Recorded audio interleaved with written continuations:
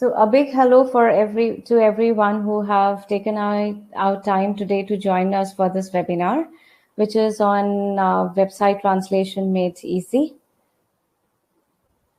We are going to be there are going to be two presenters for this webinar.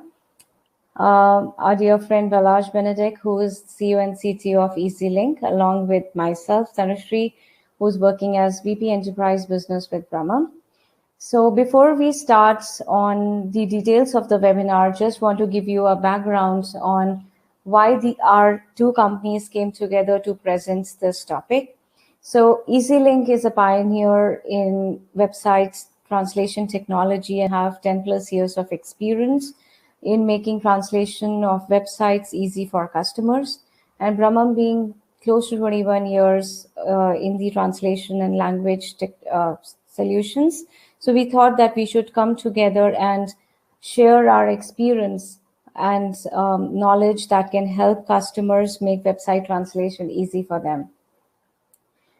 So before we start, let us cover the agenda. So we will be covering why is it important to do website translations, the hard way, easy way, and certain best practices to take care of after website translation. Another one is, when we do website translation using technology, the popular way of doing it is through machine translation. So we'll be covering why post-editing is important, certain considerations for post-editing, what are the approaches that one should follow for machine translation post-editing, and what happens to the translation memories and glossaries or terminology database when we use machine translation post-editing. So over to you, Balaj. Thank you. So first and foremost, why is it so important to make websites readable in other than English? So there are really good researches out there, and this one is the best summary from Common Sense Advisory, which is publicly available at the link below. So the most important part, really in one sentence, if they can't read it, they won't buy it. So what this study finds is that 65% of the visitors of the website, they still prefer content in their language, even if it's poor quality and even if they can, read somewhat the actual site language. 76%, so more than half of it, can tolerate mixed language on a website. So even if, some content is still untranslated, but it really helps them and makes them more confident to buy. 73% want a product review in their own language. So that's very important that even a shared product review database can be very helpful. 66% is okay with online machine translation, and they actually use it for themselves. So if in any way they can get it in an easier way, then it really helps them to move forward with the buying. And last but not least, 40% of these people will not buy in other languages. And I think this is really stunning and very important to get websites translated. So now that we understand why it is necessary, it is very important to cover the hard way. So why it is so difficult and why we started about 10 years ago to make this life easier. The very first part when it comes to the web is that one should just ask, why is it so difficult? There should be just a single file to be translated. I just send it out for my excellent language agency, get the file translated, and I just put it in back to the original system and everything is done. Well, unfortunately, even if it's 2021, it's not the case. Even to get these files to be translated is a very difficult process. And even more so to get that file, which is translated back to the original system. And even if, the translation of the file is possible, then it's still very difficult to translate it outside of the original context, which can be a serious issue when we are talking about product information catalog or just normal text out of the original website context. And then we are talking about web. It's very important that the web is. Can you go back, please? Sure. Okay. So when we are talking about the websites, it's very important that the internet is not a static website anymore. So if we just think of, for example, the WordPress that we all know, it comes with a bunch of predefined files, but it also consists of a lot of content which the user created. And even if this is considered, the actual development of the website has to be done in 100% focusing on the future, where localization can be seen. And let's say that everything is done, even in this scenario, the layout adjustment, left to right, right to left, and the menu is very important, which requires normally an internal IT team. And once everything is done, then a change detection is required, and how to handle the new content out there and start the whole process again. So I promised, when we had to face our self the same journey, then we wanted to do it in a better way. So us being a technology company, that's how we invented EasyLink. And let me talk about the easy way now.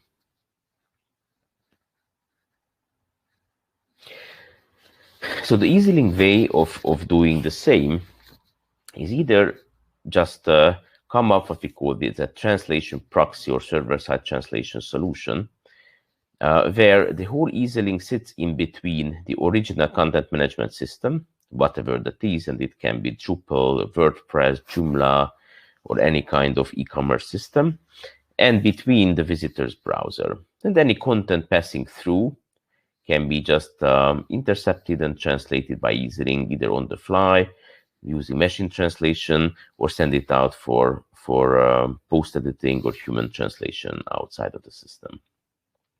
And beyond this engine, we also implemented what we call a client-side translation, where the actual translation happens right in the visitor's browser using the same feature set as the proxy solution. And there are ups and downs and pros and cons, of course, with each. But the important takeaway here that it is both scenarios are very light on additional resources, so you don't need an internal IT team, and also it is absolutely independent of the underlying content management system. Next, please.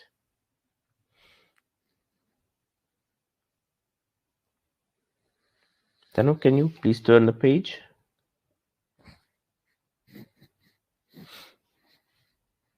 Okay.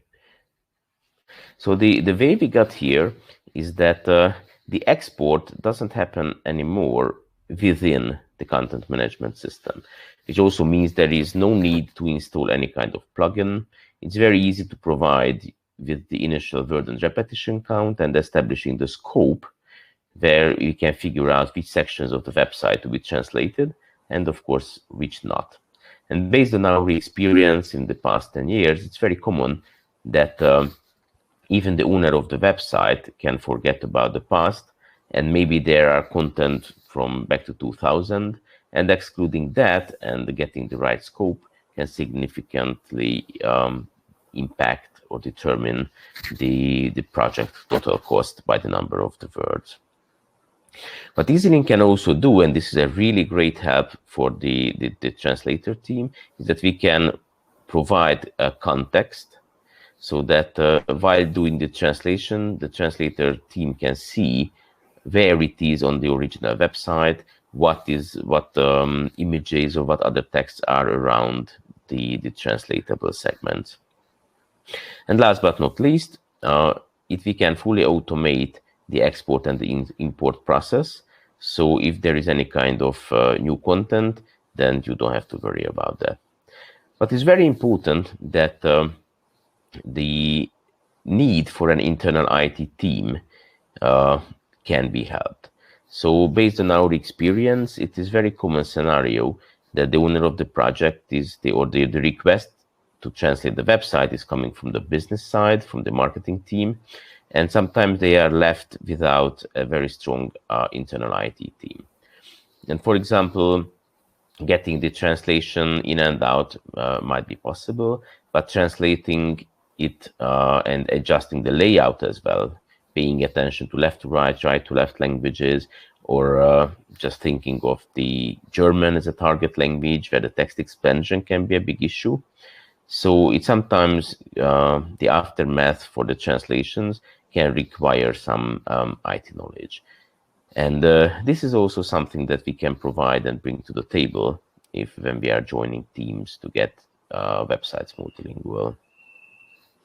Balash, I had a curiosity question. One is Mhm. related to internationalization. So you didn't mention anything. I mean, is it that we do people when they get their website translation from you, should they get the internationalization done on their own, or it is not at all required?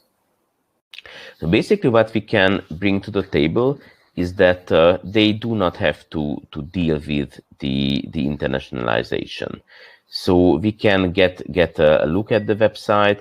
We can propose different workflows to be customized depending on the localization expectation, like how frequently the new content should be translated, how to handle new content, and so on. And then we can actually take care of the implementation as well. So the short answer is no. It can be really, really minimal, the required internal IT effort. Thank you. Perfect. And another question. I'm sorry, before the audience can ask questions, I am coming up with a lot of questions. So you mentioned in the previous slides about, that people are using different kind of templates to do the websites development, and you are translating also WordPress. So, why wouldn't, what are your thoughts about using the plugin of WordPress for the multilingual plugin over using the EasyLink technology to do Mhm. translations? My general answer is that if whatever plugin can provide 100% of the translatable content, and they can provide internally a file to be translated, then there is no need for EasyLink. However, based on our experience, these plugins, the installation of these plugins also takes IT expectation. And what is very important that they tend to get only to like 90%, because it is very crucial for these plugins to get to 100% is that the actual WordPress site, for example, was written and prepared with localization in mind. And if this is not the case, and some content cannot be found by these plugins, then it becomes all of a sudden a big hustle. And then these plugins can do magic if everything, theoretically everything is perfect, but in real life scenarios, usually there are some content left without localization here and there. Okay, thank you so much. Okay. Uh, So I'll be passing on the control to you so you okay. can give the demo. Yeah. Okay. Any question before the demo where to pay attention to?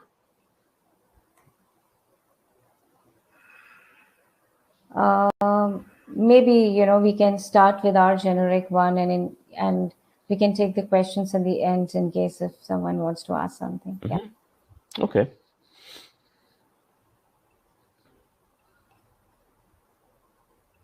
Okay. So this is EasyLink, which runs in a browser. It's an absolutely cloud-based product, nothing to install. It is hosted and operated by Google's first-class network and cloud resources, the very same that keeps Google search and the Gmail operational. So what we can do with EasyLink is we can just create a brand new project. This is the address of the website I created it for. And as I briefly mentioned, instead of installing plugins on the website and the web server requiring access and password and so on, it is very easy to use the crawler that we built, where the idea is that starting from the landing page, we can just visit the pages one by one, following the links within the page. And that way we can map and find all the pages and also the words on those pages. So because we have like limited amount of time, let me just do this discovery for like 4 pages only. But it also scales very well for like thousands or tens of thousands of pages as well. And so what is very important that it can be like fully automated, and we highly recommend just doing this limited discovery at the beginning, and that gives us back the list of URL in a very neat structure, where we can see like the different volumes and pages that can be included or excluded from the translation process. And we also have a good tool which can map where the majority of the content is coming from. And the usual process that we recommend is that once this initial crawl is done, then we discuss with the client like which sections should be translated, which should be excluded. And also the other important part is that since websites are not static pages anymore, there are a lot of repetitions. Like if you think of just the header and the footer, that's a very convenient one and easy to imagine. But it is also very, very common that the same like teaser or abstract is repeated here and there on the website. So what EasyLink can provide is to keep an eye on these identical repetitions.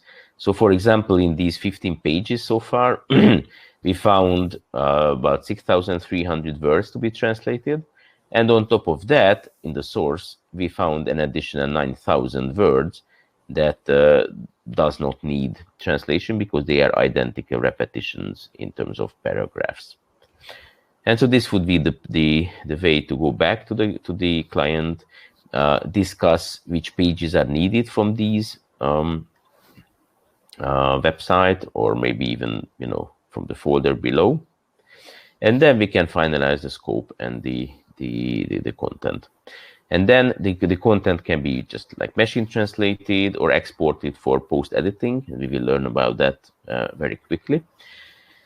And where EasyLink is really excellent is that it can provide a contextual interface. So this is something that we call the translation workbench, where we can see on the left-hand side the source content, and on the right-hand side we can see the translations available for each and every segment.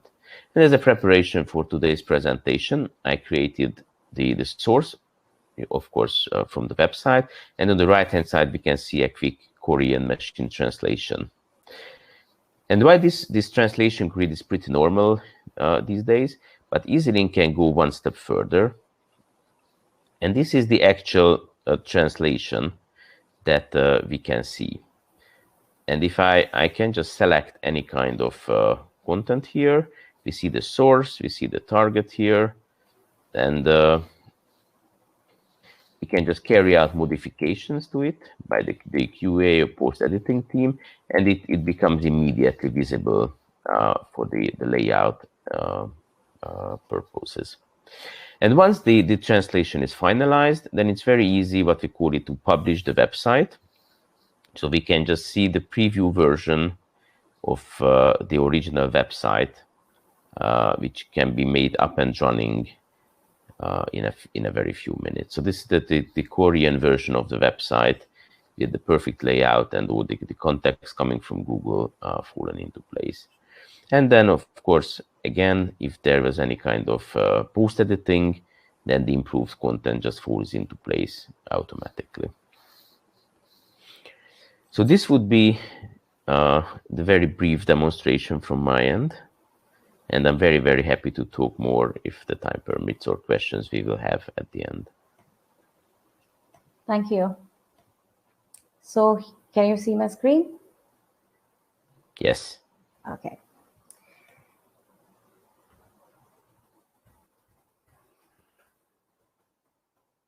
Yeah, over to you, Balazs.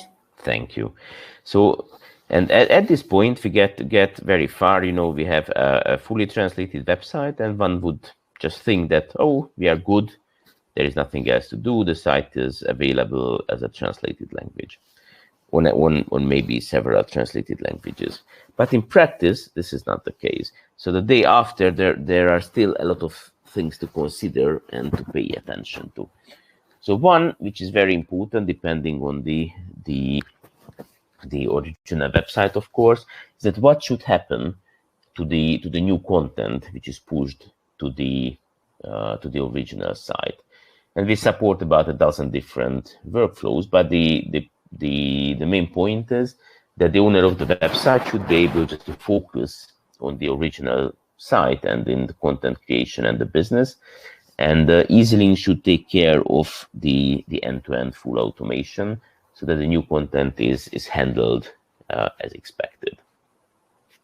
It is also very important to talk about and pay attention to search engine optimization. Our recommendation is to always take care of SEO first on the original site, and then EasyLink can help in extracting the hidden elements as well and make sure that the translated page is SEO optimized as well. It is important to mention the different MT engines, but we will learn more about that later. It's enough to say that EasyLink supports quite a few MT engines, so depending on the language pair, the best one can be selected. And last but not least, the content delivery network or translation delivery network is very important, because once we are leaving the region where the original server is, it is getting more and more important that the pages can load very quickly, especially these days that Google is just about to roll out a new SEO factor, where depending on how quickly a page can load, they consider that as well on how high it ranks on the search engine result page. And then EasyLink, of course, can help with that as well, either in cooperation with the Amazon excellent CDN or using the Google Fiber network around the world.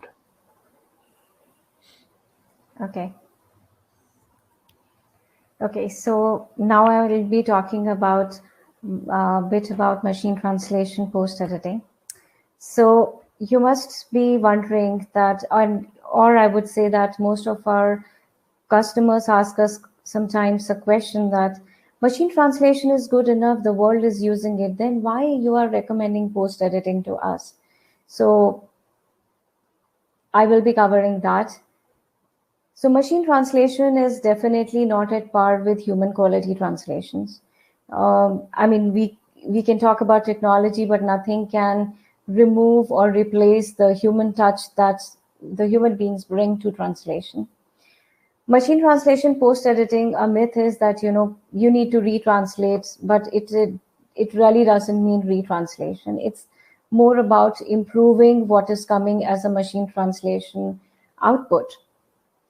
Third is machine translation post-editing is a balanced approach. So it's basically, the best of both the worlds, wherein we are getting the benefits of and getting an output out of machine translation or out of machine, but we are able to get it post-edited and improved depending upon the quality requirements to get the the output. So basically what we are getting is the advantage of both time as well as the productivity, because people are able to give sometimes double or more than that in case the machine translation output is good.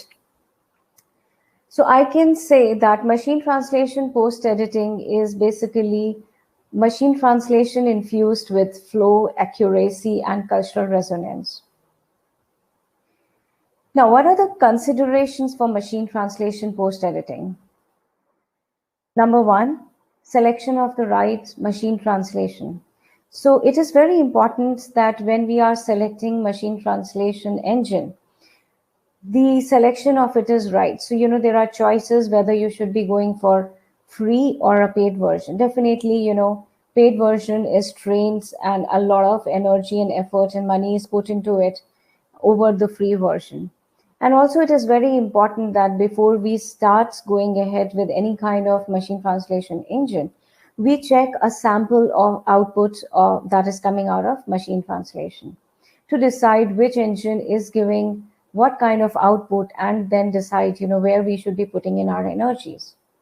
The next one important aspect is selection of the right post editors. No, so now, there is a common misconception that all the linguists can be post editors. No, sometimes the linguists are not experienced in the required domain. For example, if it is a content which is related to IT, or it is related to, say, content related to website, not all linguists are, equipped uh, from domain information in order to do the justice to the content. So we should be taking into account the experience and domain expertise of the people, the resources we are using, and also that, are they pure linguists or they are experienced in post editing?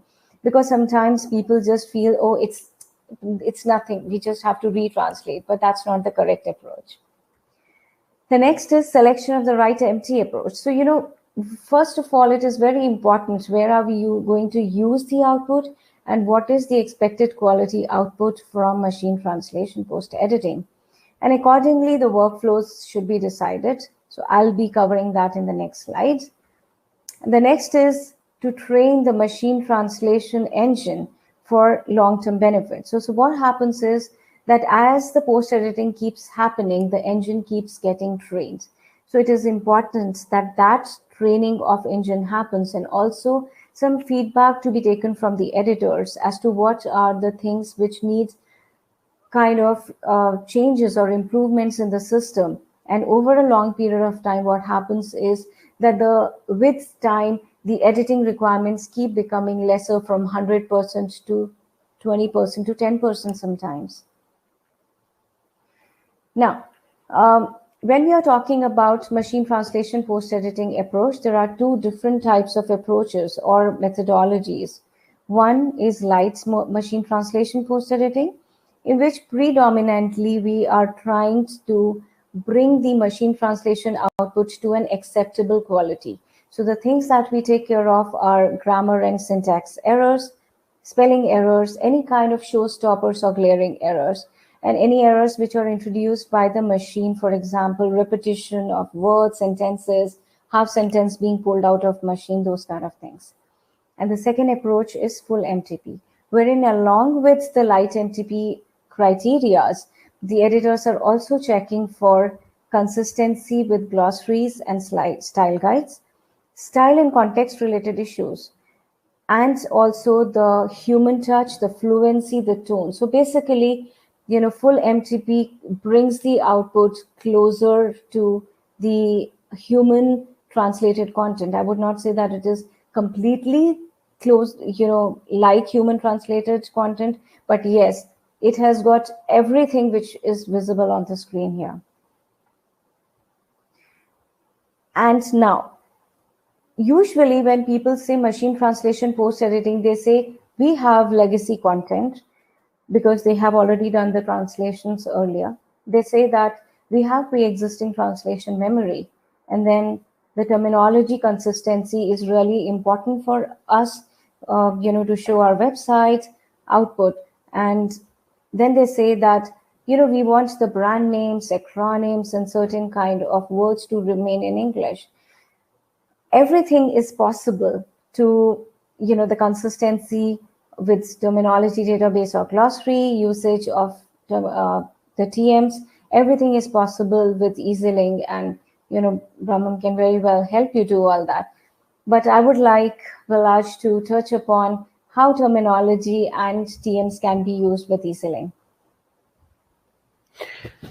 So it's very important that EasyLink supports these. So depending on the translation memory, if there is an exact match, so the segment can be found exactly in the translation memory, then EasyLink will intelligently apply that and use the translation memory.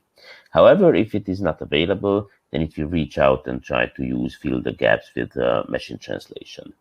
Now, in case of terminology management, that depends on the machine translation engine, as some they are not all equal. So some can support the terminology, while other cannot, and they will just do a generic translation. So in general, with the machine translation engines, I would say that they fall into like three categories. One, which is the pretty generic one. The second one that can pay attention to at least the terminology. And the third one, which can even go further, and the custom training can be done, where beyond the basic corpus and training, the translation memory can be processed and incorporated into the trained engine, and along with the terminology, it can provide the best quality. Okay, thank you so much, Balaj. So with this, we have come to the end of our presentation, and we would be happy to take any questions that you would have. Okay, so we have one question, Balaj, which says, can we optimize the websites on mobile devices as well as using the platform? Yes, of course. So these days the mobile device optimization, or rather we should say the responsive website, is the approach. So unless the dedicated mobile application is developed, the idea is that there are not just mobile devices, but different mobile devices and tablet and laptop and desktop devices. So in fact, each and every website should be developed with these 4 different screen size in mind. And if the original site is developed accordingly, then the proxy solution or EasyLink solution will not break this. So those will be kept, and the translated pages will act accordingly. Okay. So the next question is, how about support for right to left languages? There is no issue at all in supporting left to right or right to left languages, either as a source or as a target. EasyLink can support, so as long as they are part of the standard, which luckily the case today, then it's no problem to support Asian characters or Cyrillic or Latin. They are all equal, or Okay. and if it is about the right to left, then so the default flipping can be done and will be done and handled by the browser. But we have seen very interesting situations where, for example, a US English source content had a 1-800 phone number at the end of the paragraph, and the default browser rendering, when it came to Arabic, so right to left, it changed it so that the 1-800 as a 4-digit stayed at the end of the paragraph, and the rest of the phone number became at the beginning of the paragraph. So it looked really funny. And so these ones definitely require attention from our end, but then we can help with that. Okay. So, and how do we take out the word count for Asian characters like Thai? Let me just see if I can share my screen again. But we basically do have support with that. So beyond the characters, just a sec.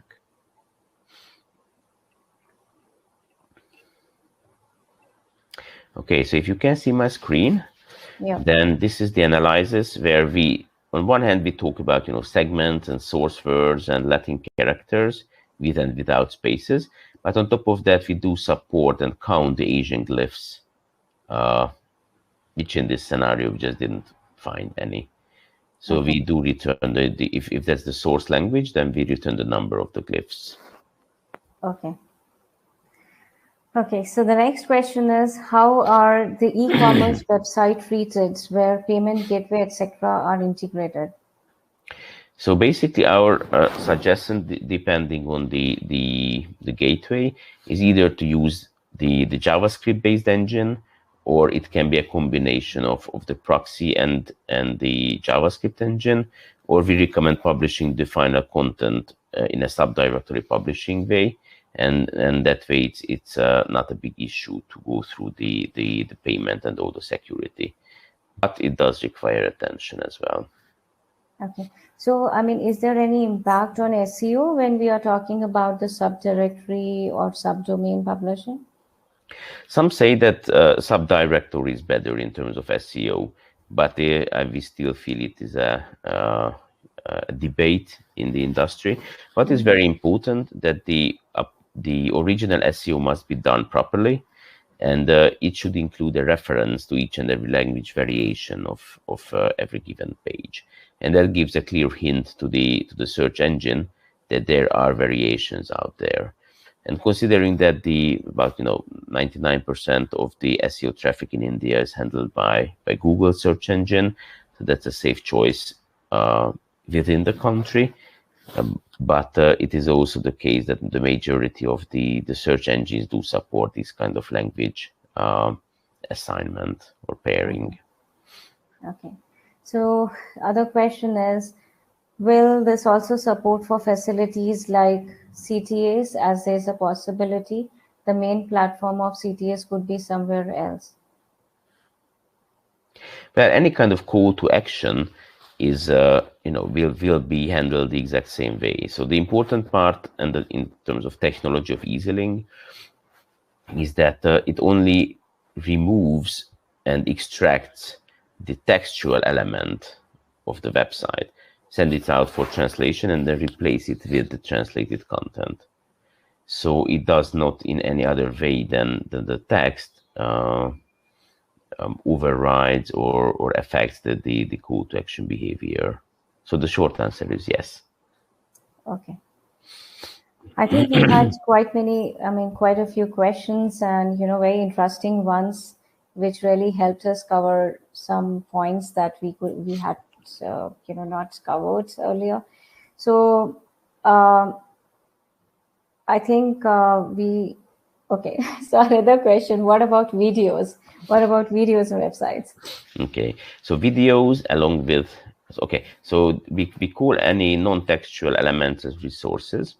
And if it comes to videos, then EasyLink can support localization of the videos as long as they are, the translated videos are hosted on the same platform.